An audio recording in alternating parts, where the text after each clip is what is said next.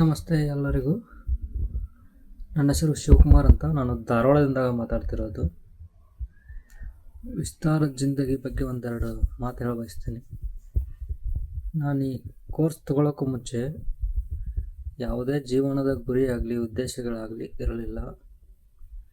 Normal person ಥರ ನಾನು ಯೋಚನೆ ಮಾಡ್ತಾಯಿದ್ದೆ. ದಿನ ಊಟ ಮಾಡೋದು, ಮಲಗೋದು, ಮತ್ತು ಬೆಳಗ್ಗೆ ಹೇಳೋದು, ಇಷ್ಟೇ ಜೀವನ ಆಗೋಗಿತ್ತು.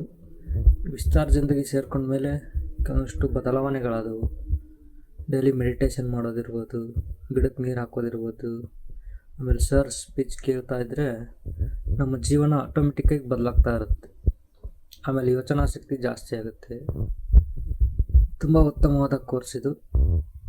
ನಾನು ಜಾಯ್ನ್ ಆಗೋಕ್ಕೂ ಮುಂಚೆ ಆಗಿದ್ದು ಇವಾಗ ಆ ಥರ ಇಲ್ಲ. ತುಂಬ ಬದಲಾವಣೆಗಳಾಗಿದೆ. ಅದು ಮಾತಿನಲ್ಲಿ ಹೇಳೋಕ್ಕಾಗೋದಿಲ್ಲ, ಅನುಭವಿಸಿದ್ರೇ ಗೊತ್ತಾಗೋದು. Thank you so much.